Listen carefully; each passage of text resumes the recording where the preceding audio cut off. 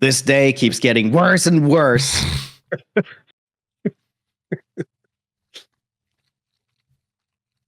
So how you guys doing? I'm doing good. Can't complain. You guys? Yeah, Aldi wasn't too busy. Although they shut I always go to the self-checkout, they shut that for some reason. That was very odd. Don't like talking to people. That's just normal, isn't it? I thought that was just a normal thing to do. I don't think that's weird. No, normally normally it's just because I go like the butt crack of dawn. So normally it's all closed, and you just do your self-checkout, and I love it. Plus, you know what the checkout assistants at Aldi and Lidl are like. They throw your goods at you like they hate you for taking them out of the shop. Yeah, that's why I like to do it in my self-checkout, and then I can like organize my bags, have my fridge bag, have my not fridge bag, just do it nice and slow. Oh man, I was at Little List the other day, and some woman writes in front of me, like there's no self-checkouts at our store. It's a good store, but they don't have like any self-checkouts. But she was buying groceries for like £400 or something, and it was like more than what you call it, the cashier conveyor belt could like handle. So like he was getting. They just let her like go there and pack before they just like, bloop, and then you just like put it right there, right next to the scanner thing. And I just like stood there with like bread and apples, and just like, oh, this is gonna take a while, isn't it? That's when you start putting the face on and like, come on, let me just sneak through. Basically, Little and Aldi, they got the shittiest little ends, don't they? It's like basically a bedside table size. They might as well just throw it directly at your face. Like how much space you have. Floor. Yeah. Just start lobbing it across. Yeah, that's basically what. Welcome to another episode of Old Grumblers Podcasts. With me, my co-host, Monster Bounce, and COLONELDAMNEDERS, the generous host and channel proprietor. Me and Net Monsters never see a cent of any of this ad revenue. Correct. Everything goes to COLONELDAMNEDERS, and you know who's getting paid to be editing this. Yeah. To be fair, he earns it. Definitely. And today we will be talking about, check notes, the new patch 5.2. A lot of cool contents. We're going to talk about state of the game, how happy we are with its progression, and talk about what we've done since then as well. We also decided to have somewhat of a schedule. This is actually big news for the podcast. Since we've been when we don't have much to talk about, we just don't do a podcast. Because otherwise, if we do like one weekly, it would be me ranting about the UI. It would be Monsters talking about the sieges. It would be me looking at like dead-eyed like I did for that one episode with just. So we're now committing to doing this recording the first Tuesday of every month. Why you got a date like that? So if I'm slow editing it, I'm just... Yeah, so now we know how long, and how much money Damners gets per episode to actually edit this, and you can see how late it is every single time. So the worse it does, the longer it'll take for the editing, I assume. This is why you earn the big bucks, Damners. It's just how after we finish recording, I'm like, oh, it's how much I have that feeling of like, oh god, that's gonna be a mess to sift through. Or if I can just run it. You earn your half dozen of dollars every time, I'll tell you. Yeah. £3.50 in your pocket every month.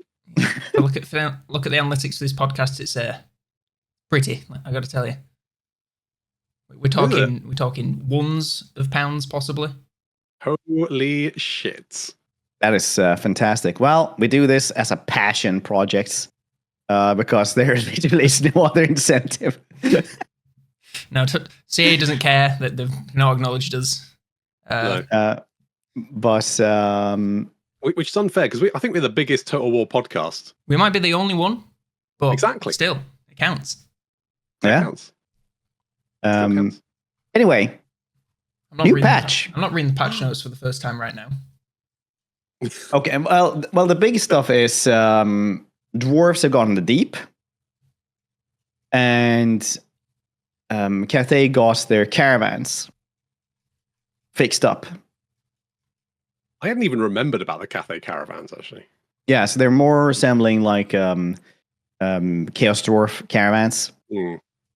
So you get more units when you send somebody else, and you get like just better caravans. Supposedly they get better after turn 50, when otherwise you would just stop using them because they would get attacked constantly. Yes, they do. But that's basically the stuff, isn't it? And did we mention the Chaos Cults? Chaos Cults as well. Thank you. They're also fixed up. So they're supposed to be, better because they were pretty bad. They even said so in the patch notes that they did not hit the expected target or whatever. Like they were not up to par. Basically, they were like weak sauce, is what they said. Like this is the weak sauce part of the game now. Yeah, they were they were completely about face. Well, did anyone actually be like, oh, I'm gonna focus on cults, I'm gonna spread them, or was it just like, oh, a cult has formed, I'll build the one that gives me passive income? I mean, Slaanesh had really, really good ones though. They always had like the best ones because then you had like the seduction mechanics, so then you could actually like get a vassal if you just made more. So you would just make one that would make like seduction, and then you would get a new cultist because they had a cooldown on it. Just get a new cultist and then make a cult, disband that, you'd get the new cultist, and then you would just keep on going like that. And then everybody also got the Scarbrand building where you could summon the faction leader's army himself. Yeah. I mean, that makes sense. Yeah, so now everybody can summon, everywhere, and it's not really tied to having high amounts of corruption anymore. There's a really, obviously I knew this because I've read the patch before just now. But no, it's a great feature because the thing that we always talk about is when you're playing a campaign, say you start in Cathay, you're going to play the majority of your campaign in like that area. Getting around the map is like one of the main problems with this giant map, and that is definitely a great way to fix it for the Chaos people, at least. Yeah, I mean, like another problem for this also that most of the campaigns will kind of be railroaded into the same direction. In Warhammer 2, for example, if you were playing Malekith, you would just like consolidate around you, and then you would go fight the High Elves, and that would be every single campaign. You would not be able to avoid that, not on the higher difficulties anyway. Like the High Elves would attack you. But speaking of higher difficulties, they also changed how the AI recruits, and they also gave them a bunch more cheats, which is, like it's one of those things that people have been complaining a lot about, like how Legendary is easier than it used to be in Warhammer 2. And that's because they had less cheats. And that just, people who moved on and actually like saw that were like, okay, well, they have less cheats now, so it's going to be like cooler, I guess. But now they've gone and back, so now the people are like, why are you just giving them cheats? It's like, yeah, like in Warhammer 2, But also they switched how they're going to recruit. So now it's like every unit has in the code multiplier value in them. So that value is supposed to be more considered for the AI, how to actually like recruits. I'm not 100% sure if that's working. I mean, the multiplier value is for a robot, right? So there, at some points, they're going to be like the highest value is this cannon. Will have 19 of these cannons, and then I'm going to have really cool pop songs like an Okoi video, I've been playing a Kugath campaign, and I've been fighting quite a lot of Balthazar and Zhao Ming. And some of the armies I've been seeing are a car crash of an army. I'm talking a Ranger General, a couple of units of Flagellants, and then entirely missile units. And you're thinking, what's wrong with that? Send in the Flagellants to ball them up and then fire them to death with missiles. All I need to do is like give myself the Vanguard deployment plague, and they get one volley off, and then I rip their arms off, so they can't. I think I realize that the AI is a difficult concept. I do, and I am not going to pretend that I have the answer for it. But I think it's fair to say that the battle AI in Total War is dog shit. I will disagree with you because this has evolved quite a lot, actually. It's not dog shit anymore. It used to be. Now it's like you can see that it's forming like a somewhat like good battling. But the problem right now is just recruitment, because I noticed as well like a lot of missile units. And it's just like you say, if you like missile units, you only have use for if you can protect them. That's why you should have like as many missile units as you can feasibly protect with something.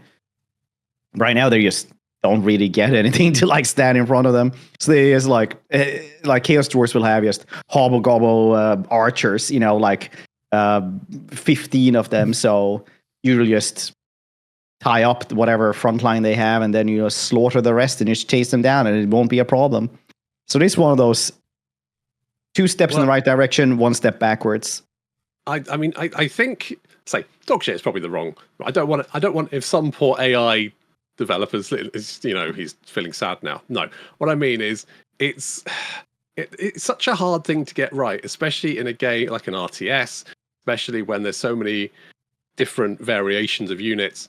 But I mean, it's not just the army composition. It's things like if you for example, if you're playing Kugath and you have some plague drones, if you fly them to the edge of the enemy army, half of the army will kind of go, all right, I'm going to go and attack those guys.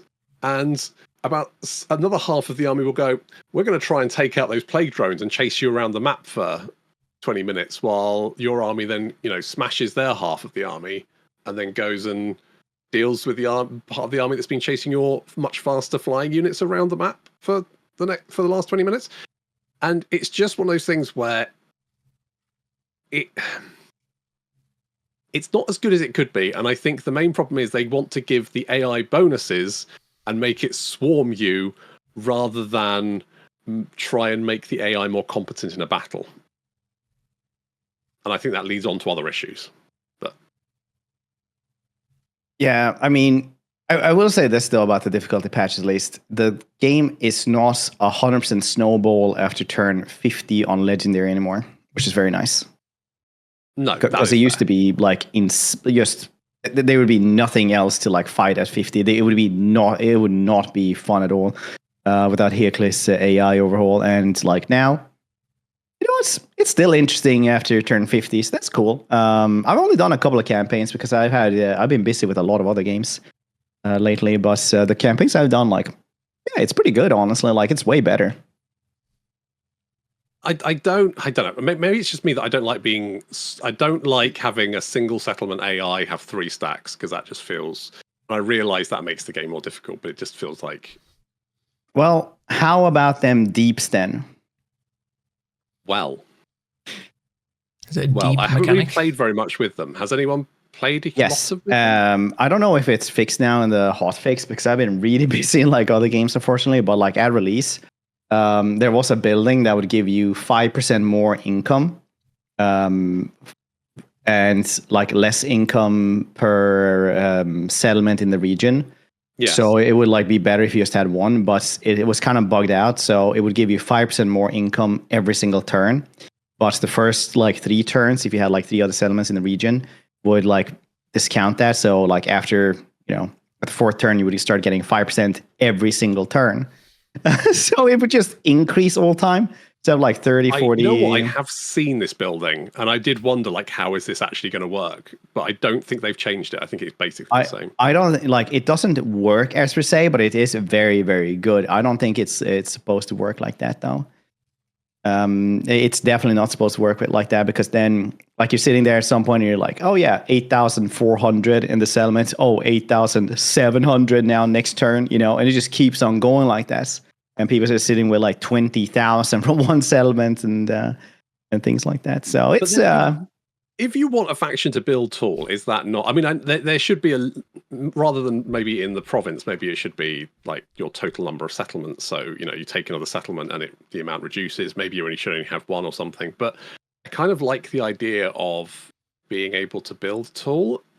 I'm just not sure if Total War is the game that you can do it in. Hong Rong could do it, technically. Well, kind of. Well, he could do it diplomatically, I guess. It's not really the same thing. Yeah, I mean in Total War Warhammer 3, more than anything else. Because I mean, it just feels like, particularly like the victory conditions, a lot of them. I mean, I was playing. Who's the dwarf who starts in the south? Thoric, that's the one. Yes. So I was playing as Thoric, and his victory conditions are something like do 4 of the. I think it's his short victory conditions, unless I'm completely insane. Are doing the 4 of the big grudges.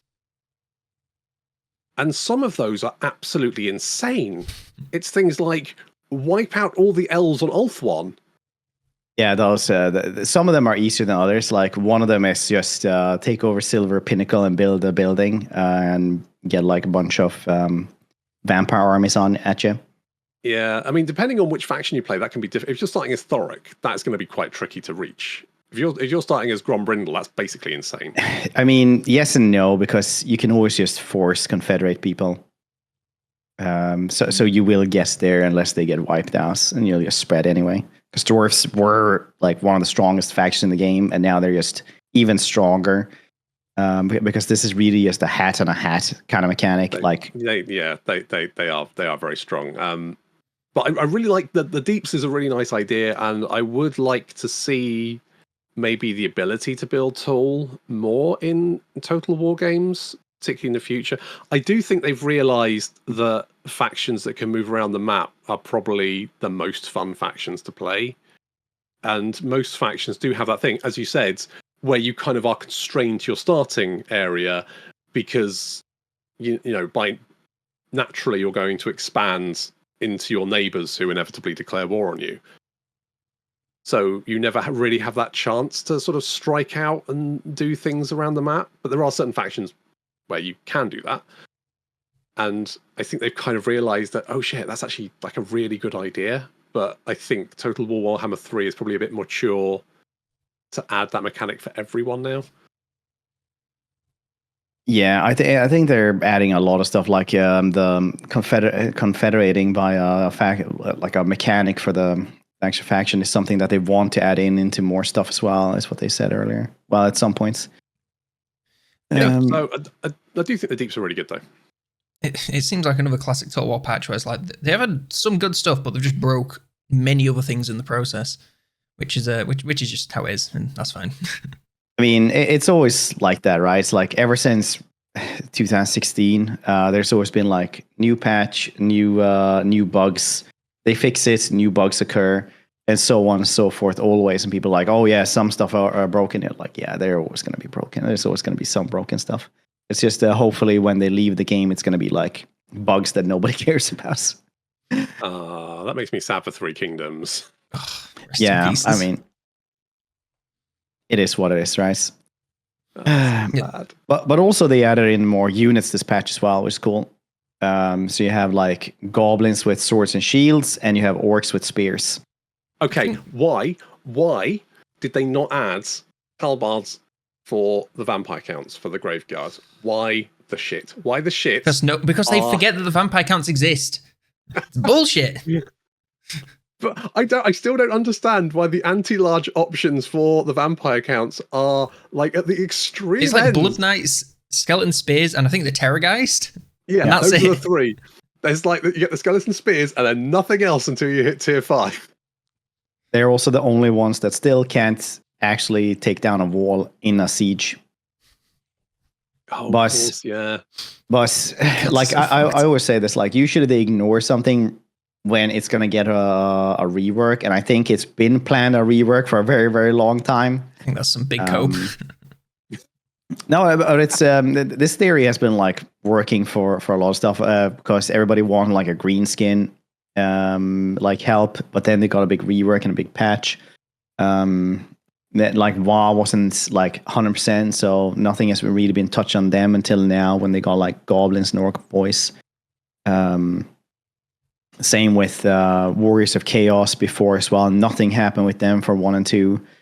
So now just, you know, it's just like, how long has it been since Copium Deluxe here for Norska? Anything. Oh, fucking Norska. Norska is dead and buried. Yeah, it feels like. I mean, you can feel the hatred in that faction. Like somebody Like you just couldn't like merge that one into Warhammer 2, so somebody had like sit there and remake it, and now they just hate do have anything to do with Norska. You just feel that animosity like when you're playing that faction, like, oh yeah, haven't cared about this one. Rage. I played the Albion, and I'm currently doing the Famir mods, and it's just like, wow, this is like just kind of like Norska, but just like has mechanics. It's crazy, and they actually kind of work. I do find the Albion mod quite difficult though. Yeah, especially if you play as like the Raven lady. Oh yeah, it's hard. It's a little bit. But the Famir are very That's cool. not this patch, so we're not talking about it. I mean, that's kind of it though for the patch. There's also like community maps as well, a little bit. Yeah, that's a nice cluster change. Updates. Doesn't really matter too much. But what, I mean, because we haven't really talked about the cults, and I have some thoughts about cults. So Go first. Has anyone really played around with the cults, or? No, like I said, I've been really stuck in other games. Unfortunately, I've only done a couple of. Yeah, I know. We were like, let's do it, and then I just kind of like thought last night, like, do we have anything to talk about? Yes, yes, we do. Anyway, right. So cults. Obviously, previously cults were rubbish because the place where cults popped up were the places with lots of corruption anyway, which is a little bit, arse about face, seen as, cults tend to be in places where you don't, like, it's supposed to be undercover and stuff, and it's hard to be undercover in a place where you're already in the majority, but... Yeah, the only place that got a call is like, oh no, I am a Nurgle faction, and the other Nurgle faction now has made an enemy cult into my territory. Yeah, literally that. It's like basically the only place you get cults would be with where Nurgle factions are. So that was kind of, not the best place. Anyway, so they've now changed it where your cultists can make cults, which is, I'm absolutely flabbergasted that wasn't the case beforehand. My thinking is they probably ran out of time with Warhammer 3 and just like slapped cults Massively. in there as a oh shit, I guess this will do, because it was pretty bad. I can't imagine that like they actually went, yeah, no, this is definitely how they should work. I think given how the performance of Warhammer 3 was on the Intel chips that they sent us for the game, I think it's probably safe to say that the game was a wee bit rushed. Probably could have done with another year in the oven. Yeah, indeed. I think that's true of a lot of things. Poor ogres. So now they've been changed where your cultists can make a cult, which is great. And then you basically have like a cult X factor, whereby for 10 turns, you have Simon Cowell decide who is going to be the best cultist. And then that can then spawn a cult magus, which then you can send to make a proper cult. So your cultist doesn't actually make a proper cult. He makes like a shitty little franchise cult. And then your cult magus is like gets trained up with PowerPoint presentations or whatever. And he then makes a proper cult, which has the proper buildings. Now for Nurgle, because I've only played Nurgle so far, and apparently Nurgle has the worst cult buildings, I've heard people say. Obviously. Always had. Fuck's sake. But he does give you options, which is nice. Some of those options I'm not 100% sure on, though. There are things like you can spend infections to make a building which makes a plague in that settlement, which in theory is nice, but in practice destroys the cult. Now, that's not great when you spent a cultist to make a cult, which then has a 15-turn cooldown, and then you spend 10 turns or 3,000 gold a turn, because that's the upkeep for the building you need to construct. What? So that's 300 gold a turn for 10 turns. It's 3,000 gold in total. That's why. Then that also increases your discoverability by 90%. And so all you need is some random hero to wander in and immediately spot what the fuck they're doing, which is not great. So you just basically have to like hope to God that this is gonna pan out. Then you get your cult magus. You're like, boom, now we can actually start a cult. So then you put a cult in a settlement, and immediately it goes, would you like to build a building that would destroy this cult? No, of course I wouldn't. That's insane. Are you mad? Do you know how much effort I've put into making this? Piss off. So at least your cult magus building does give you research, and it gives you 10% of the income from the settlement, which is nice. And there's a bunch of other buildings with different sort of effects and stuff. And there's quite nice synergy going on. Like if you have a hero in the region, it gives you more Nurgle corruption. And I did manage to spread Nurgle corruption throughout Cathay with just cults, which was quite fun. So, you've just got like loads of Nurgle corruption and just cults all over the place. And I'm popping up more cults all the time. And that's quite fun. But the only real benefit I can see for doing this is if you want to spread corruption, which is fine, but realistically doesn't have much effect. And there is a building which gives you money if the settlement has a plague. Now, that's fine, except if you're going to do it on settlements which are owned by people you're going to try and kill, or trying to kill you, which is, in a demon faction's case, most of the map, you don't really want to put buildings that are going to sort of be resource generating, because those cults take a long time to set up. So if you're going to set it up and then just roll over the settlement and destroy the cult, that's not really that useful. So the best place for a cult is, weirdly, your next door neighbor's ally settlement, where you can put the money building and then just like spread cult onto them passively. And that kind of works quite well. But again, not probably what they're designed for. But it's definitely better than it was previously. So that's always the problem that I had with cults. It's like would I rather make a cult in this place, like do all my weird machinations on it, or would I rather just like roll over the cult, roll over the settlement and just take it? Yeah, like 90% of the time. This has kind of been a problem since Attila, because Attila had buildings where if you built it in a settlement, then the next settlement over would give you more sacking income or raiding income, which is fine in theory. But of course, if you do that, you're probably going to conquer that settlement anyway. It's useful for like 10 seconds. Attila was goddamn like a survival game sometimes, though, with like Total War mechanics, because it's like, yes, I shall make a blacksmith and increase my squalor. And then I shall have to make bats, because squalor makes everyone sick. And it also makes public order go down. And then he just like had to build like the optimal stuff anyway constantly. So he just built the same stuff everywhere. Yeah, like you never built the farm that gave you extra food based on fertility, because the fertility really wasn't worth it, based on just building the one that didn't worry about fertility, and then you could just build it once and not worry about it. I also think that a lot of the crutches are like tax breaks for the rich almost in Total War. So it's like you're going to have like Rapunzel, for example, is a good example. She's like, oh yeah, she really does well with peasants, right? Is what everybody tells me always. And they're like, oh yeah, she's like designed to have peasants. She'll give her entire army frenzy. And you're like, but why wouldn't I have Grail Guardians, Hippogriff Knights, and Grail Knights with frenzy? Why would I have like Battle Pilgrims with frenzy? Like, why? What's the point of that? Like, the Hippogriff Knight will like outperform the like 5 of those dudes. That's crazy. I think it is one of the few blessings of Warhammer being just completely broken, is that even though there is a meta that you can follow, you can just play for fun and use worse, like factually worse units just for fun and for a gimmick. Yeah, I guess you're correct on that one. It like raises the roof so much that you can actually use anything. Yeah. But it does then make it like, if you do use the meta, it's just not fun because it's so piss easy. Yeah, it's the same with... Sorry, go on. It's like the deeps, where it's like you're supposed to use one settlement, you just like use very few settlements, but it still works if you have a lot of settlements. So you just like power boost a couple of settlements like to the into the earth. I do think there are certain facts, like if you like Grom, for example, he can make goblins into absolute monsters, and so it can be done. They can make it. They can take a faction that goes, you know what, peasants are your bag, and then go, and now they're super powerful. Enjoy, knock yourself out. Even if it's just like the fact, if it's just that leader's army. If you give, make battle pilgrims into literal iron breakers, unbreakable frenzy, increase stats, and then go right, knock yourself out. Enjoy. Grom was like the first successful science experiment for CA as well, because they've previously tried a couple of times to try to like make a tier 1 unit really good. So Gorst was the first one, which was bad throughout Warhammer 1 and 2.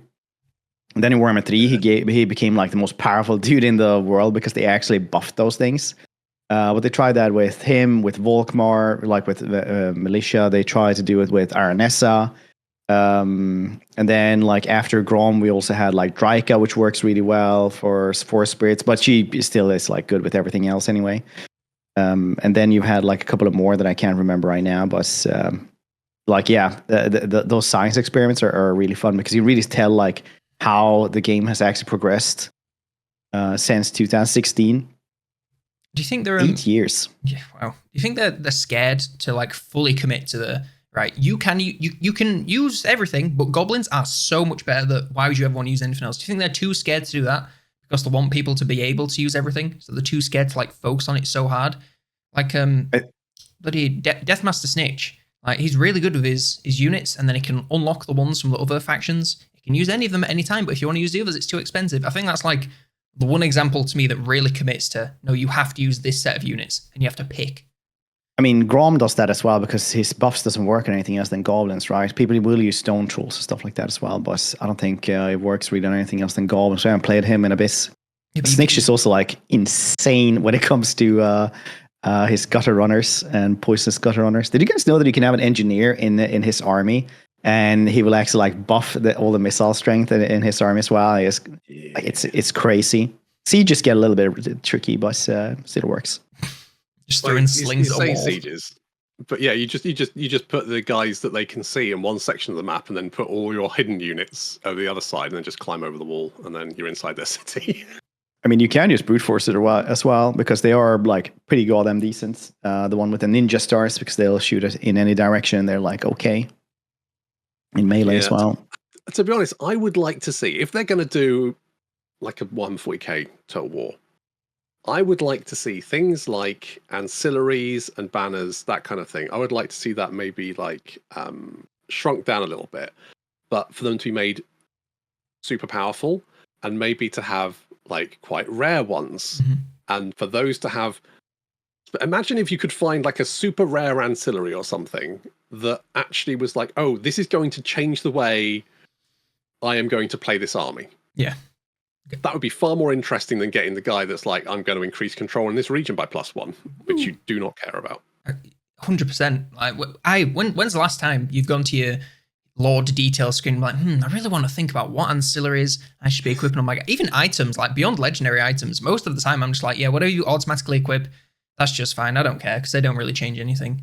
It would be really cool to like shrink down the slots, so maybe you have like 1 or 2 ancillary slots, and then you find them throughout the world and like focus more on unique things that are really powerful and change the game than just things that anyone can use and filler. I mean, it's now what Grimgor also does. He has the thing where his immortals actually become like immortal as long as they have leadership, right?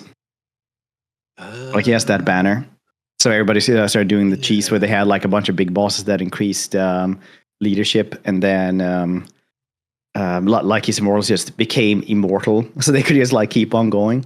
Yeah, he's got something like it's something like the Slayer mechanic, isn't it? Where the entities can't die until a certain point. I can't remember what it is like, but yeah, something like that. But if you got, I don't know, an ancillary that was, I'm trying to think of a good example, but gave all your goblins, I don't know, frenzy or something. Oh, like army-wide banners. Yeah, army-wide banner. Because to be honest, I find it very, if you get a banner and you've got your front line of Black Orcs or something, and you get this banner, and you're like, I don't know, I guess I'll give it to that one. And then during the battle, I can't remember which one I've put it on. It doesn't really matter in the grand scheme of things. I don't really care.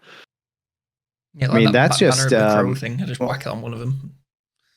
I mean, what you guys are talking about then is like a skill point, really, that you can transfer to another army. Mm-hmm. Like Rapon's giving everybody a frenzy, and then just giving that to another dude. Yeah, kind of. I think that just as an example. I think that you could definitely do something really fun and interesting with that if you decided to make ancillaries a lot more powerful, mm-hmm. but also decided that you can only have you can only equip 2 of them or something. But you could actually then say, okay, this is how something like the Dark Elf names, right, where it says, oh, shades now get increased range and damage bonus. So then you're thinking, okay, well, this is an army where I probably want to stack shades in because they get all this bonus that's going to make them stronger. It's that kind of thing, which then you end up with, rather than just creating the same army 10 times because you know which army works, you know which units work. If you can take units that aren't so well used and go, okay, these now work slightly differently. Look at that kitty cat. She's loving it. So for Hell Pit Abominations, for example, how often have you used the Hell Pit Abomination? I use them all the time. Really? Yeah, they're great tanks. Like if you have rat ogres are shit, yeah. Yeah, okay. Let's take rat ogres. No, but like if you have like an army full of Daka, right, and like a couple of plague priests, you have like 2 abominations. They're great at the front line, just like tanking stuff up. They'll take a little bit of friendly fire, but they can take it. Tanky dudes. All right, fair enough. Let's take rat ogres for example. Let's say you gave rat ogres, I don't know, an ability where they could, I don't know, shoot fire out of their asses or something. That just basically made them really good, right? So you could go, oh yeah, no, I really want rat ogres in this army. And that would kind of turn a unit that isn't going to be used as often into something where you're like, yeah, no, this is now, this is what I want to use for this. That's what I think ancillary should be, because at the moment they're just kind of dull. It'd be nice to have that and generic Lord traits as well. Be so much more impactful. It's like, oh wow, this Lord has Strider or 3 extra defense. Woo! How about it's like, right, this guy, he's a Skaven slave hero. He fought from the Skaven slave pits, led a rebellion through the mines, and so all Skaven slaves in his army get like plus 25 leadership. Just something crazy that like really changes how you're going to build that army. You guess determined plus 25% leadership aura. Yeah, nice. I hate when Warhammer 3 came out. I absolutely hated the fact that all of the Lord traits were so much worse than they had been, and I don't know why they would do that. Yeah, because in Warhammer 2 they had like a patch where they buffed up a bunch of things, and then they forgot to like add that into Warhammer 3, so it was like one step back because the Warhammer 3 was built on an earlier like build of Warhammer 2. Wasn't it that the ogre ones was like farter or something, and it increased its speed by 3%? Why is that even 3? Why didn't you make it 5? Yeah. Did you think 5 was too much? What's going on? That's too crazy.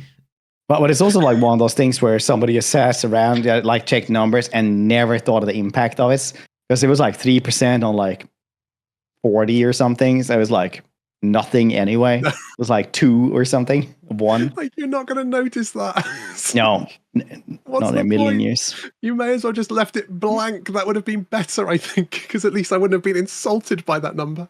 Yeah, but I think they wanted to balance it with like big names and stuff. But Warhammer 3 was undercooked to hell and back. Like really, really weird how they just went like, no, we don't want things too OP. We don't want them too strong.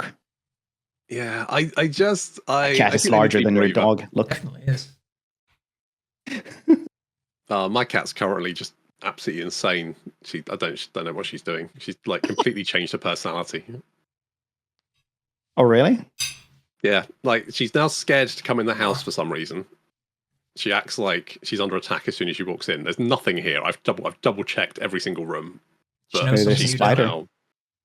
Well, there's lots of spiders here, which that's just normal because I live in the middle of the countryside. So we've got come autumn, spiders. We've got a load of wasps under our living room front window. It's great. Ugh.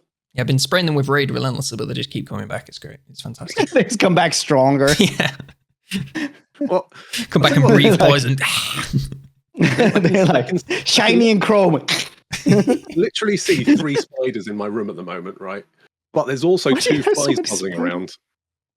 So when you live in an old house, you just get spiders. Yeah, well, that's just spiders all over the place. That's fine. But there's also flies. And I feel like if your house is infested with spiders, it shouldn't also be infested with flies. Yeah, come on, Those lads. 2 things should not be... Yeah. I can see how Australians are descended from you guys. Spiders are bros. Look at us.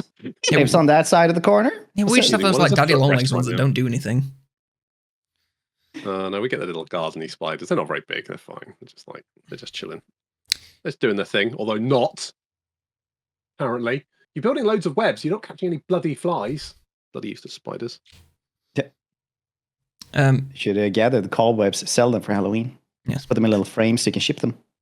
Total War. In my opinion, they are too scared to make things overpowered because I think that we can't disrupt the balance of the game. The game isn't balanced. Just make it crazy. Like remember the that Cathay hero that got added for the Shadows of Change apology patch. Gates Master. No, wait, what's this? The legendary one that was like an angel, and then it. Oh yeah, Saitan. Yeah, and it does like Watcher. these crazy animations that do like 6 damage. I just make it land like Iron Man and just nukes everywhere and massive damage. I was so disappointed when I used that one the first time. I was like, oh, it makes a massive leap. I thought I could target somewhere else and it would just jump there and just like smash into it and just start like smashing things with its bow. But instead it just like Oh, that's so sad. I haven't used him yet. Now I just feel bad. Tell you what, I was playing. Have you seen there is a Chaos Dwarf mod that adds like a whole load of new like massive siege artillery and tanks and stuff? No, but I like yeah. It's like the War Engines of Hashut or something, and you get things like friggin' super like Bane Blades from 40k, but in Warhammer, that kind of thing. And I was playing that, and I was playing it before the patch, and the patch broke it, which I was a little bit sad about. Actually. But all of these units, like the cheapest one costs 1,000 upkeep a turn. So that's pretty expensive. So you would expect that this thing would slap. All of the ones I tried did not. They looked super impressive. They sounded great. The explosions were amazing. They did absolutely no damage. Yeah. Like that's I always say that, like, man, mods are like either it's going to be like incredibly strong or really like fun or something like that, or they're going to be like scared to make stuff overpowered because everybody always goes, "Oh, you sound like the OP mod and stuff." Yeah, that's like all the OVN stuff. Just like it's so painfully balanced. Come on, just have some fun. Yeah, you've got this massive. It's basically a castle on tracks. It's got this huge cannon. It fires. It does, I want to say, about 20% of the Luminarch shot damage. It is just, I just felt, every time I recruited one of these things and used it, I just felt sad afterwards. The cope, I was like, well, maybe I didn't use it in the best way possible. Maybe if I just do this, maybe it's fine. And I still remember like the best mod I played in Warhammer 2 was like the Chaos Dwarf one. Because they had like the rocket shotguns and things like that. Just a bunch of like gunmen who like shot rockets and it's like deleted shit. It was so much good. It's so much fun. I think the hilarious part about making a Chaos Dwarf mod and then not making it overpowered is that the faction itself is like already insane. Like blunderbusses are ridiculous. Fireglaves ridiculous. The Dreadquake, if you can get it on a clump, good lord, it's a war crime. I love that the Dreadquake is the thing that hasn't been balanced either. Like multiplayer was also like, no, it's fine. It'll friendly fire the other person as well. I mean, it does. It has like such a crater. It does damage to everything, but it's so worth it. Yeah. Yeah, I think that the main problem. So I've recruited a bunch of these units, and they were literally like, you got an entire train. So you got like the front. Train, and then you got like 4 carriages with guns on them. One of them had like flamethrowers, so you'd like spray fire, and you think, oh, that sounds so good, it looks so good, and it's no damage. Like it shot a unit of hobgoblins and it did like 10% of their health, and I thought, I feel like that should have done more. But then I got the Dreadquake, just the Regiment of Renowned one, so just the front train, 1 Dreadquake. Immediately during a battle, that thing did 5 times the kills of this fucking flamethrower train. And I thought, well, that kind of spells it out for me, doesn't it? The Dreadquake is just significantly better, and I should just recruit those, which makes me sad. Yeah. It do be like that sometimes, though. For the patch, there's also unusual locations now, which will be worked on more as well, because right now they're like mainly in like the old world. But they've been kind of cool. I haven't read like a ton of them because you just like kind of get them and then it's like hit or miss if they're going to be cool or not later on when they happen. You know, it's like a chance can happen for this. The only thing I'm really sad about is that if you have an unusual location and that place gets taken over and then you take it back, the unusual location is gone. That's a shame. Yeah. I feel like maybe it should be like more like a landmark or something. But I understand why. To be honest, the Total War code base at the moment is such that I imagine they can only do certain things in certain ways. Otherwise, it breaks the game. But that is very likely. I've had one of those unusual locations so far, and I think it's it just makes a nice change. Just adds a little bit of extra flavor and stuff, which I'm into. Yeah, I mean, like a living world is something they should definitely expand on. Like there should be, like not really rogue armies, but rogue events happening. Like a little one of those glowing circles. So like, yeah, beastmen are raiding over here. You're gonna have 10 minus control unless you go and fix them up. And then you just have like an ambush battle or not being ambushed, but actually ambush them. I think giving rewards for that kind of stuff, and potentially this is where you could add in rare ancillaries. I always thought, because it reminds me of playing Shadow of the Horned Rat, which was the old Warhammer game, where you could fight a battle where effectively we're just mobbed by trolls, stone trolls in a canyon. And I always thought that's the kind of battle that would probably work quite, if you could just have a bunch of like random event battles, sort of like quest battles, but like you just get mobbed by trolls and maybe a giant or something. And if you defeat that, maybe you get something special for it. That would be kind of like a little objective for you to complete on top of doing everything else that I actually think would work really well. That reminds me of Throg actually does something like that in the lore as well. He just makes all of his trolls that he's leading hide in the snow, like they just hide in snow drifts. And then some necromancer comes around and he just like gonna march through that snowy valley. And then just a bunch of trolls come out and you just like smash stuff and the skeletons just rise up again and you stab them and the trolls heal up almost instantly. And Throg is like, sucks to be you, doesn't it? Kind of. Ah, Throg. So yeah, something like that would be really cool. I think there's a whole load of things they could do. And it's nice to see they are adding things to the campaign. Yeah. More landmarks, more unusual locations, more unusual events. Honestly, maybe one day Graveguard halbards. Doing the expanded rosters mod, just fucking port them across, send them a $5, job done. Now you're gonna get something like, here's a Graveguard with an axe, just like axe and shield. What's the difference? No. Two more armor piercing. Three less melee defense. So much worse. Yeah. Well, mind you, if they add the lethality, that could be interesting. But lethality would be cool. Yeah, that would be really, really cool, actually. But I mean, I think it's good that they actually are doing what they said they were going to do. They're adding more stuff. They're trying to like actually fix up the game. Shadow Change was such a big wake up call. It feels like for them. They just like really went like, okay, we're gonna fix this. Don't worry, I will try at least. Yeah, and they're fixing it with less people as well. So imagine what they could have done with that entire team. I must say, I'm less sad making Warhammer 3 videos these days than I was like this time last year. Yeah, because after like Shadows of Change, we're all just like, this fucking blows.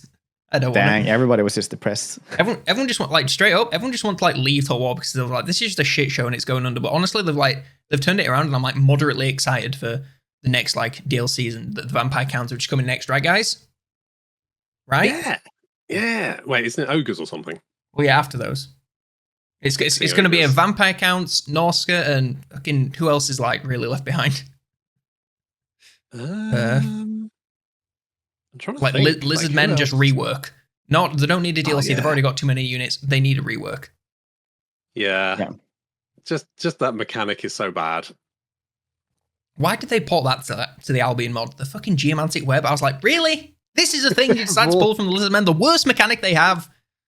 The Geomantic Web doesn't even do anything. It's so weird. It's just a building that makes edicts better. It doesn't even connect to the other things. So upgrade your commandments. So they have like, instead of like 4 growth, you have 12 when your settlements are already going to be at the fucking max size anyway. So what's the goddamn point?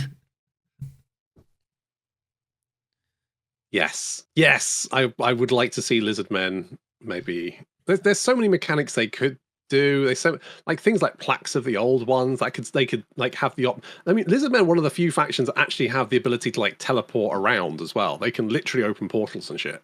So why the fuck do we not have a plaques of the old one type mechanic where they're gathering stuff which gives them bonuses. Wait, they can portals around? I thought that was just an Oxyodal made up thing. They've literally got flying fucking pyramids. Oh, in the lore. Yeah, but they don't use those. They don't understand. They could, but they don't. I mean, like, it's one of those. It's like Dreadsaurians, right? Dreadsaurians are like these things that the lizardmen worship. They like make giant national parks for them, basically, and reservations where they just like get to be there, and then they just strap on everything that they have there, every single piece of tech. But they don't understand what it is, so they like have like a force field, a smartwatch, calorie counter, temperature meter, like laser cannon, and I can like strap everything on it, so it's like almost invulnerable, and will just do sparks whenever people touch it, basically. And also like to put on an alarm every time. Do you think that they should go when they're doing these reworks? Do you think, because obviously getting around the map is like one of the major things that we want, do you think they should make it a mechanic for each individual faction, or just make it like, right, say Chaos Rifts appear on the map? They don't like spit out demons, but you can go in those and it'll like ping you across the world. You can teleport around a lot easier. Because the shipping lanes, sea lanes, whatever they're called, are good, but you need to be by the sea to do that. So if you're like Carl, it's kind of a bit of a traipse to get there. I mean, I think that some dudes should be able to teleport like Wolfric. Like people can guess Chaos Rifts. But there are other stuff in the lore as well. There are like these ways that basically just like a road down and you go into the hell dimension. Then like maybe you have to fight something there or like have anti-corruption or something. And then you just show up somewhere else. So it's like underways, but like way more dangerous. And some factions should have like better underways as well. Like the Skaven should have like the better underways to actually like travel really quickly. I feel like we've talked about this before, but didn't I like mention something about like use the Chaos Realms map from the Realms of Chaos, like the actual, and then you go in there and it's kind of like the Nether in Minecraft where you go in one area, move, and it's like a lot bigger distance on the big map. That'd be cool. Yeah. But they won't do it. Yeah, I think we've mentioned that a couple of times, but that's still like something that would be super duper cool. I just like worry about the lag because Realms of Chaos run like absolute donkey with the realms. I guess the problem is that there's not many instances of factions in the Warhammer world going to the Realm of Chaos and then like pop. It's not like the Warp in 40k where they pop in and out all the time. I mean, it's kind of like the exact. It's just a different word for it, really. But yeah. They don't really. I mean, Wolfric does. He travels there. Yeah, that would work. And I mean, the Lizardmen. Whenever the Lizardmen army whenever Lizardmen needed to fight another faction, it was always like, they probably used a portal or something to get there. Whatever, fuck it. That would work quite well. So maybe instead of like a global mechanic, it's mechanics for like different groups. It's like all the Chaos people can probably use the Realms of Chaos. All of the Underways people can use the same Underways, like the Dwarves, the Greenskins, the Skaven, whoever. Yeah, they have added Underways for the Dwarves if they complete their Great Grudges. Yeah, just the Dwarves. I'm saying like bring everyone into that, give them all access to the same group of shit.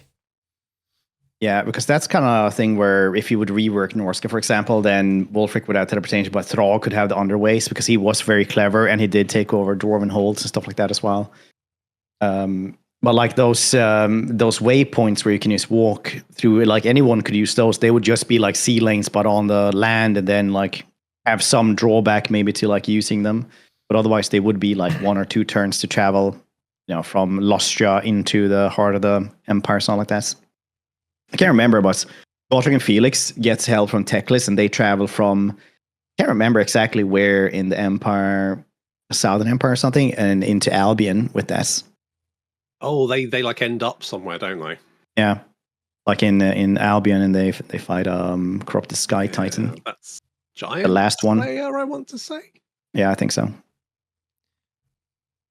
So yeah, so there is it does happen. So I would like factions to be able to jump around the map more.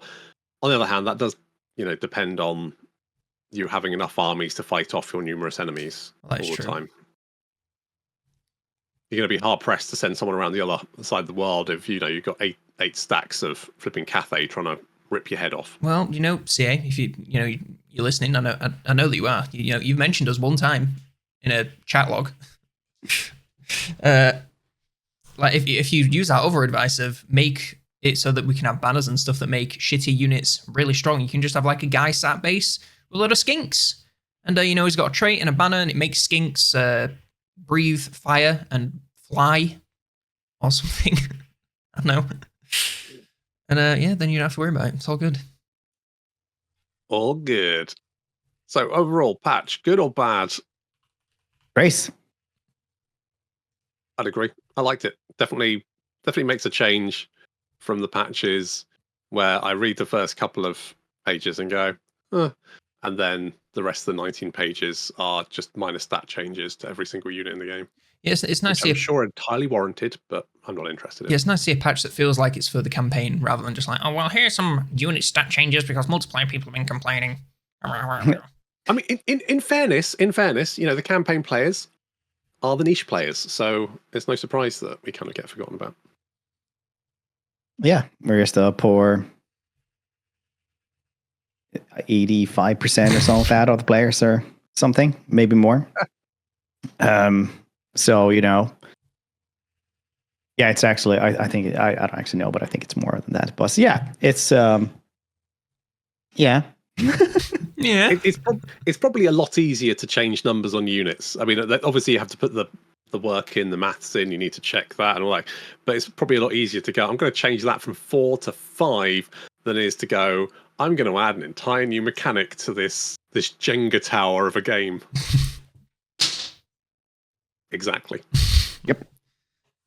No, it's it's good though. Still, the patch. I mean, you can't really like expect them to have no bugs because at this point you're just being naive if you think so, or like I don't know. It's one of those impossible things. I think so.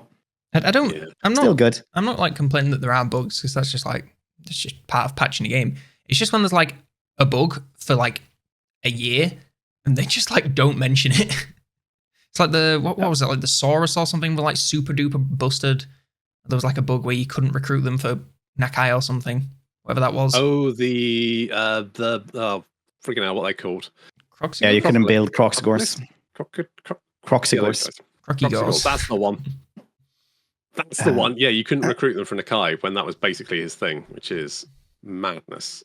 Yeah, but it's still like Norscan monster hunts are still like sometimes the next trigger or whatever it is for the next stage of the quest just doesn't trigger, and like the monster hunts are still like have a that's just canon chance now. to like break that's constantly. been in the game so long that it's canon. They can't fix it. It's just how it is. Yeah, they just need to rework down. I don't know why they have monster hunts at all anyway. It's such a strange thing actually to have it. Like they know, man, like Wulfric or Throg doesn't.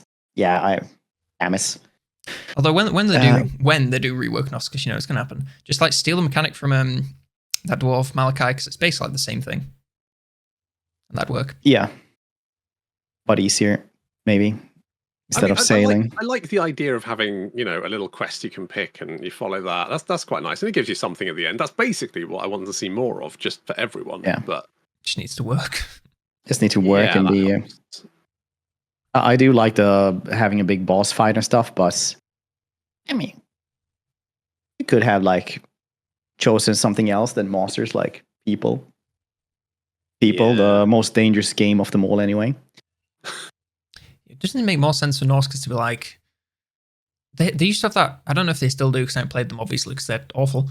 They had that research project where like if they owned like Aldorf, they got like some super duper bonus. They should have like quest lines just like, all right, take on the leader of the Empire, take on the leader of Cathay, etc., etc. Just go fuck them up. Yeah, all of those things are like hit or miss as well. Some of them are really good. Like Middelagern gives you, is it upkeep reduction or something? Yes. Yeah, and some of them are just like, I don't really care. I'm not gonna go and take that. But Waldorf gives you something like another 50% weapon strength or something for your Marauders. Yeah, so something like that. It's pretty good. So some of them are fairly good, but some of them are definitely not at all. I remember as well. Altdorf's the one I go for almost every time because it's the closest. 50% weapon strength for your champions is amazing. It turns them into absolute monsters. I mean, champions are like really underrated anyway. They're like a tier 4, tier 5 unit at tier 3 because they have such a high melee defense as well. So they're really good for tanking together with like the rest of the monsters. Yeah, but then when I think they've got something like 60 weapon strength anyway. So then you add another 50% onto that. They're almost getting 100 weapon strength at that point. They are. You send them to mulch something, they mulch it. They do not have an issue with this. So they're probably my favorite unit in Norska, even though they're probably the most boring. Same, honestly. Norska, cool roster, incredibly not cool campaign. Anyway, Fred, you've got to go to the vet or something. I have in 20 minutes. 20 more, 20 minutes. So we'll start maybe wrapping it up a little bit and go into the next segment of the podcast. When can I do my 4 hours of London rant? Does that have to be after? Do it now. Go on. I went to London, the glorious capital of our awful, awful country. It was also during the weekend that it was like the hottest, so it was like 30 odd degrees, and we were walking like 10,000 steps at least a day, 20,000 probably closer to. So that was fun. Got like semi-heat stroked one of the days. But the thing I have to complain about is the transport. Would you believe, monsters? And no, not the transport in the London itself. That was like perfect. Got on the underground, trains every like 4 minutes, always on time, no AC, but what the fuck do you expect? Got some taxis. I hailed taxis. I felt like such a local. Perfect. What can you expect? The train down. So I was coming from not London, not going to dox myself. And we were getting a train at like whatever time, like 2:30 on the way down. Got cancelled. So I was like, cool, whatever. But because of the company we went on, you can just get on another one. So we got another train on the way down. Cool, whatever. You know, we lost like 20 minutes. It wasn't that bad. On the way back home, would you believe? Get to King's Cross, looking at the board. I was like, yep, there's our train. It didn't give it a platform. And as the minutes counted down to when we were meant to get on, that train gets cancelled yet again. And so we're like, right, what's the next one? Because you can just jump on the next train. And it's like half an hour later. It's like, great, whatever. Finally get on that train. So both directions, to London and back, no train work. But that's it. I also saw all the royal family stuff. Hated that. Abolished the monarchy. Hated them. They have too much wealth. It's disgusting. It made me feel sick. But the food was great. And the travel lodge had pristine AC. So that's it. It's my London rant. That's concise, I think. Lodge. Nice. It was fabulous, honestly. No complaints. Nice big comfy bed. The AC, although it was aimed directly at the bed, so you just wake up and your neck would just be like from the icy chill. So question, why didn't you you are a Total War content creator. Obviously, you got the big bucks. Why didn't you spring for the Premier Inn? Because this was it's so fucking expensive down there. Like my girlfriend's family came to visit, and they stayed, when they came back up here, they stayed in a city near us, and it was like, I think it was like £70 a night. When we were in London, it was like £180 per night per room. It was so much more expensive. It's insane. It's horrendous, isn't it? It's ridiculous. I just like London every time I go there. Everything is expensive. Everything is dirty. But really good drinks, though. Always really good drinks. I mean, yeah, like all the foods, and I didn't have any complaints, but like every meal was just like £100 for 5 people, which like isn't that bad. But like it adds up. Even the bloody Nando's was more expensive. Oh, it really is, isn't it? Everything is just costs more. Yeah. It's just no, I can't. I do not like going to London. Yeah. So Big Benjamin, went in Westminster Abbey, saw the palace, saw the changing of the guards. Those boys, they changed that guard. Would be the exact same if we had no king. Could just do the same thing. But that's just me. The Abbey changed. They just wouldn't be guarding anyone. The Abbey, it's a big church. What more do you want me to say? It was packed. It was 1,000 degrees. What else did I say? Oh, the Tower of London. It's an old castle. All the crown jewels. I was just like, stolen, covered in blood. Stolen, covered in blood. Like so much gold and diamonds from not the UK. The Tower of London is just ludicrously expensive to get into. It was, yeah.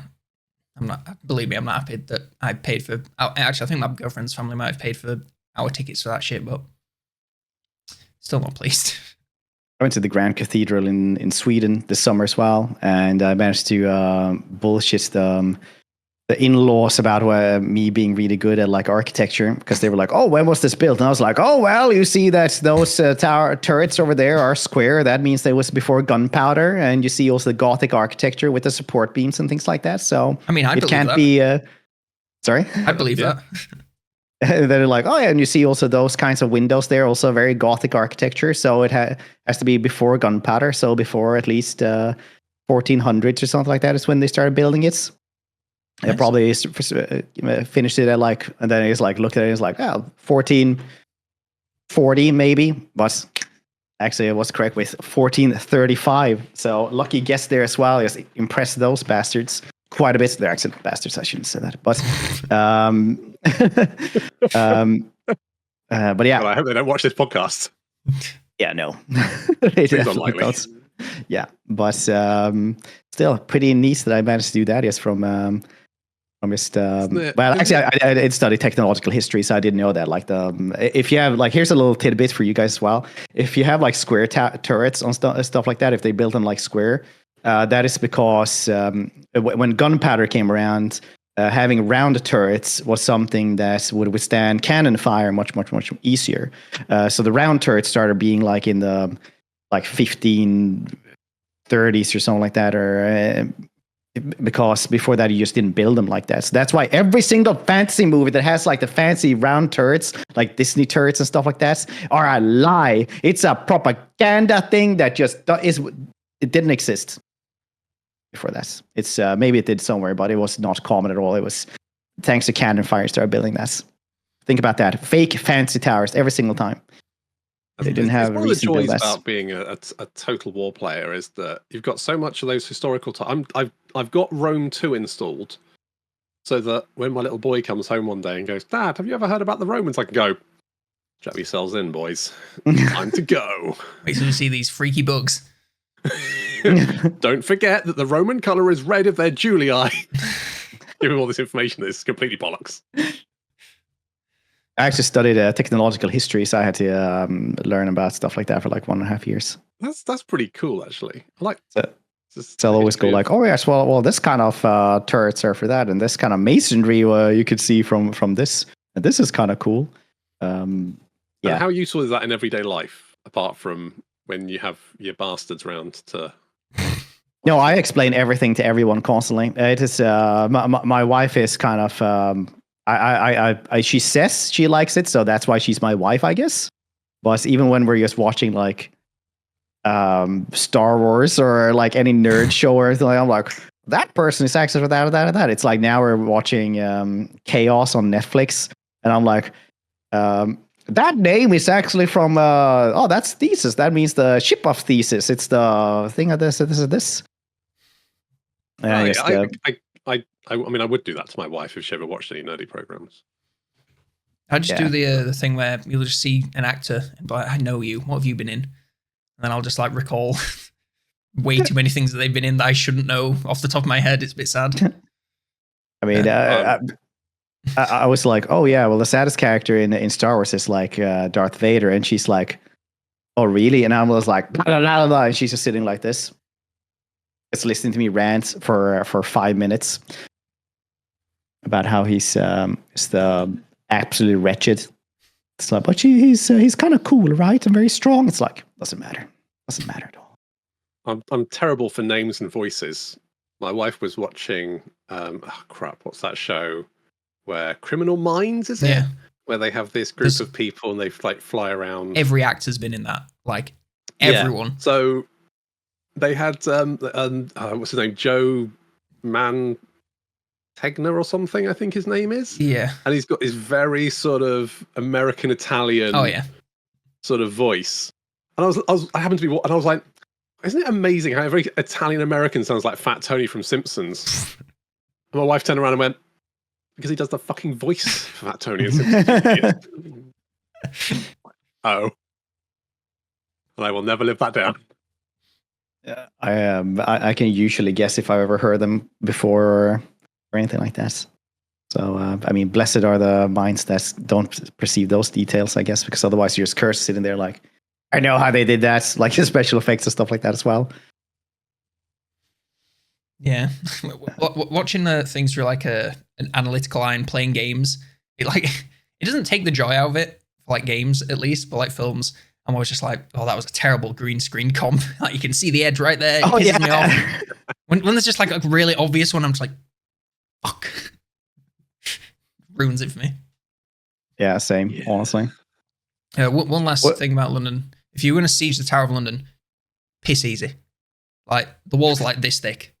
And then you just get some grappling hooks, arse ladders, straight over that bitch, teleport down to the floor. It's like this wide. As long as you had some like arch, some mortars, no chance. I don't know how it was, how it stood for so long. Well, because that's the tower, isn't it? Mm-hmm.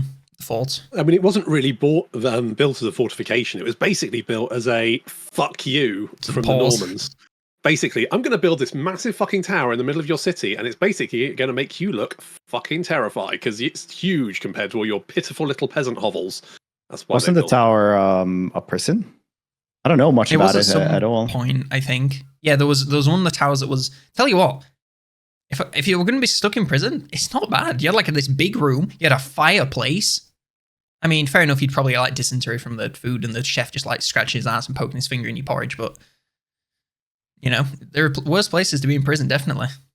And the throne room was like the most. I was like, really? Is that it? I mean, a lot of people did die there, so you know. Yeah. Well, yeah, but obviously, you know, if you're in prison there, you're going to die anyway. So, you know, is it? You're going to wait to get your head cut off?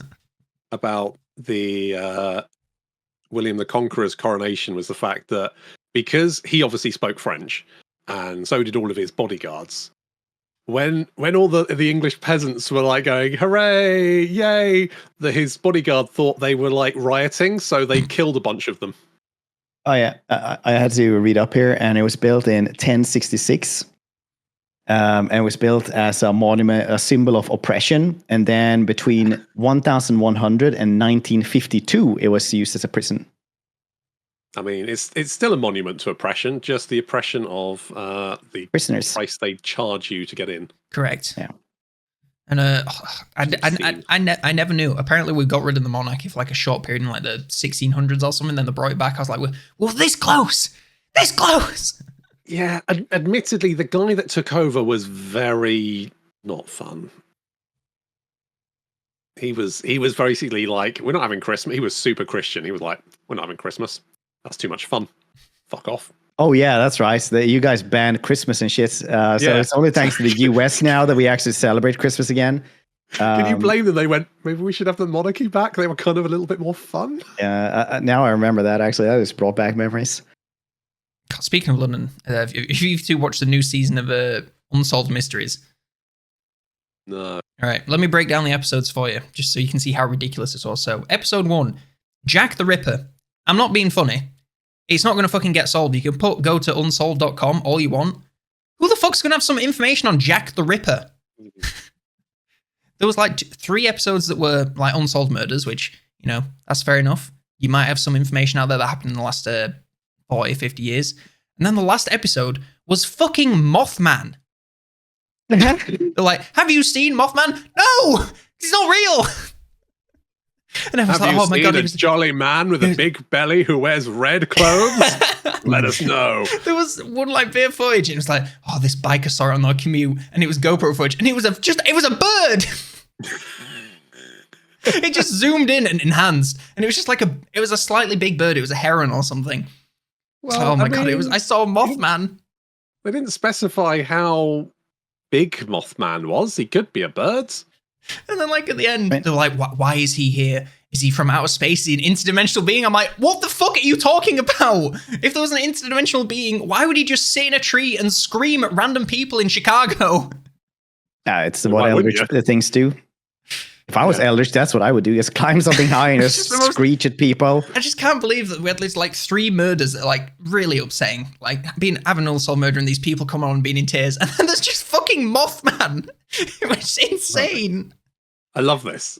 Immediately, I'm like, this sounds like my kind of shit. Oh, I like my girlfriend. She'd watched the season and she was like, oh, I don't want to watch the last one. It's scary. It's paranormal. I was in bed watching it just laughing because of how ridiculous it was. Like, I saw this 8-foot-tall figure crawling out from a creek. You probably just saw like someone that was on drugs or like really drunk crawling out of a creek and being like super duper fucked up. Oh, he had glowing red eyes. He didn't. He just looked up right at the camera, so I like. And also, like, these are modern people. How do you not see something and just be like, you always have this. Take a picture.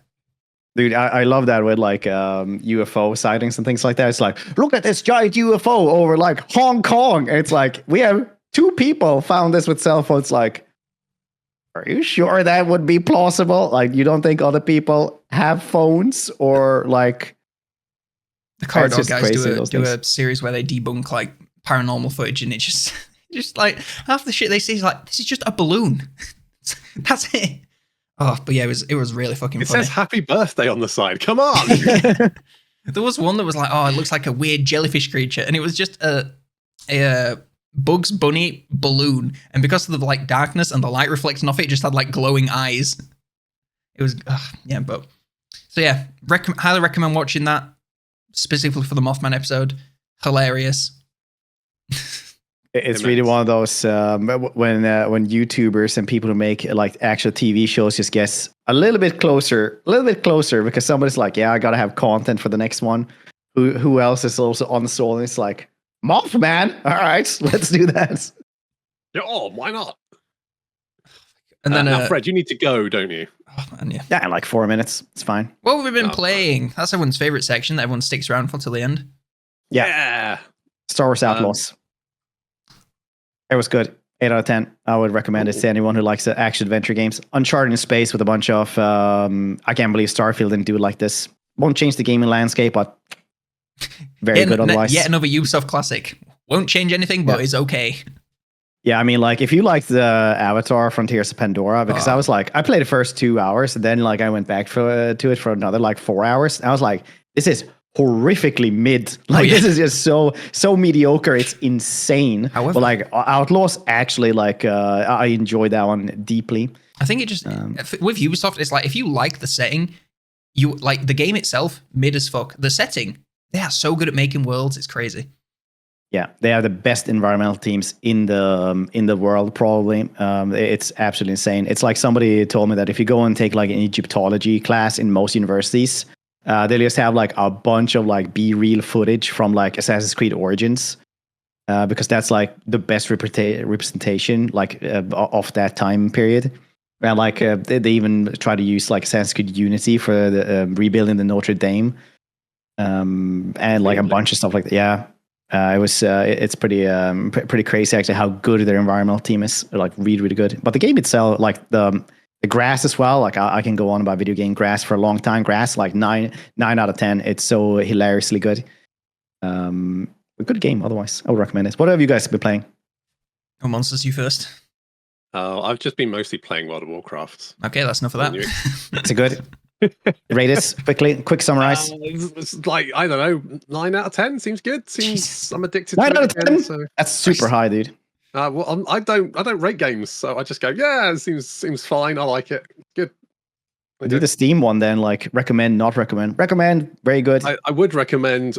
I mean, I will say that the new sort of playable race faction has this story where they live so long they basically get Alzheimer's. And you do some quests where, like, the character can't quite remember his wife, and that was really sad. All right, well, we don't believe in feelings in this podcast, so... All right, fuck that then. Anders? All right, I've played a fair few things to get ready for a speedrun. On the London trip, played Crow Country, PS1 style survival horror game. Pretty good. I had to give it about an 8.5 out of 10. I played the new Dredge DLC. It's more Dredge. You go back to all the original locations. I'd recommend doing it on a new save, because if you do with an endgame save, you have too much money and it's kind of a bit broken. But very, very good for Dredge. So another 9 out of 10. Played a lot of Sins of the Soul Empire. Now it's finally come to Steam and come out properly. Very, very good. Probably could do with a bit more content here and there, but still quite a lot of fun. Played the Separate Ways DLC for Resident Evil 4. Nice and short, not like Resident Evil 4 the base game, which is far too long, so I very much enjoyed that. Like the grappling hook, and of course liked watching Ada. Played the Dead Space remake. It's pretty good. It's nice survival horror, very intense. I kind of want to stay up playing it all night in that very sort of teenage way, but can't because I have responsibilities. Very nice, enjoyed that. Played some Deadlock, got invited by my friend who got invited by someone else on Reddit. That's an enjoyable game, probably going to be quite big when it finally comes out. And lastly, I started Outer Wilds last night, played about an hour, and that game is phenomenal. Nearly cried when I first saw the sun when I launched into space, because I really like space. There we go. Wow. Oh shit, we're doing all the games? Because I got so many games as well. That's just like everything that I've like completed. I have 30 seconds. I'll go read it quickly then. Did a playthrough of KCD. Was really cool. I enjoyed that one. It's like $3 now on Steam or something like that. Go and get it. Like Kingdom Come Deliverance. All right. Did some Black Myth Wukong. Way better than I thought it was going to be. I thought it was just going to be a tech demo. It was actually really, really good. Like the graphics are insanely cool as well. Good gameplay. Tactical Breach Wizards. Definitely recommend it if you like XCOM type of games. Very, very witty writing. Super cool. Played a bunch of Battle Sector in multiplayer. It's actually really good. Like you can go and try it as well. I don't know, or don't. Tavern Manager, super cool. Age of Mythology Retold. IUR. I'm all IUR'd out now, but it's cool. If you play the old one, you just want to replay it. I mean, $30 and you can play with a little bit better graphics. You won't notice until you zoom in. Space Marine as well was cool. Going back to that one for Space Marine 2 that's coming out in very soon. Yeah. Intravenous 2 as well. More stealthy Hotline Miami. Very cool. Excellent. All right. What is Black Myth Wukong like actually as good as people saying? It just looks like Devil May Cry, but you play as a monkey. No, it's like slightly friendlier Dark Souls, where you go for boss to boss to boss. Basically, you just have small rooms, boss, and you level up fairly quickly as well. And the Monkey King is just a fun monkey to play as, because the Monkey King has cool, like the old stories about the Monkey King is pretty neat. You know, like he is, it's just shenanigans. Is he irrepressible? Well, I'll tell you this much. Like canonically, or whatever you want to call it now, mythologically wise, he's immortal. He is immortal. He has one immortal life for every hair on his body. He got immortality from drinking like the heavenly peaches from the queen or whatever. He got it from like stealing 5 different things. Well, he has like 16 different immortalities, and is immortal for every hair on his body, and has one transformation for every hair on his body. Every one of those transformations has immortality, and he's just really, really good. So when he goes to the Heavenly Palace, he gets to clean out the stables, and they basically tell him like fuck you, you're a monkey. And he just goes, no, I'm gonna beat all of you up. And he beats every single god up, makes up his own title. It's like he who is equal to heaven, Sun Wukong or whatever it is. And then until Buddha comes around and actually beats him up. But it's just because the Monkey King is like Buddha an does. What the fuck? Yeah, Buddha does. Because Buddha isn't like, you know, only enlightenment and stuff like that. He is actually like a pretty big badass. Slaps. Yeah. So, but it's also because the Monkey King is actually an allegory for like the human tenacity and human lives. So you don't need to bow down to all of these gods or something like that. But Buddha is the one that is actually greater than humanity. So you can like follow him. I think I'd pay money to watch a big fat man slap the shit out of a monkey. It's a cool game though. Definitely, you can go and check that out. It's about, if you want to read more about like the art of cultivation and all that as well, there's stuff for that as well, I guess. Well, that sounds good. Excellent. I will put in another shout for Sins of a Solar Empire 2, which was frigging great. I love watching ships blow other ships up, and that was so much fun. Yeah, could use some more content, but pretty cool. Good multiplayer as well. I did like the way, because obviously Sins of a Solar Empire, I mean, it's basically Sins of a Solar Empire 1 with nicer graphics, but they didn't do the paradox thing of going, okay, so this is basically Sins of a Solar Empire 1 with better graphics, but with all the DLCs. We'll add those in later. They went, no, you get fortresses, you get the minor factions, you get all that kind of good stuff. That was all in Sins of Solar Empire 1. It's being ported in Sins of... Right. They did add some premium ships, which that's not the best move in the expansion pass, which I didn't love, but, you know. No one's perfect, I suppose. Yeah. But yeah, I just wish it had like more, because I've been making videos for it, and like not only have they been doing well, like I quite like playing the game and making videos for the game. It's just a shame there's like, I made a guide for each of the factions, like complete beginner's guide. I've got like one more on micromanagement because I figured out how to like select all ships of a type and select attack all ships of this type, which is quite interesting. But like beyond that, I'm kind of like, what else is there to talk about? Like the game is just how it is. Yeah. It's basically RTS fast-paced Stellaris. Mm-hmm. I haven't played Stellaris in so long. It's just like... Well, new DLC very soon. I know, it just takes so long to like get my head around what's going on. But that's going to be it for us today. Thank you all for listening to All the Grumblers podcast. With me, my co-hosts, Monsterbound and Colonel Damneders, our gracious host. Any specific topic you would like to hear, put it in the comments. Got any feedback that doesn't involve us? Well, that doesn't involve that dry food for cats is basically poison. Let us know. And enjoy the rest of your days. Toodaloos. Bye.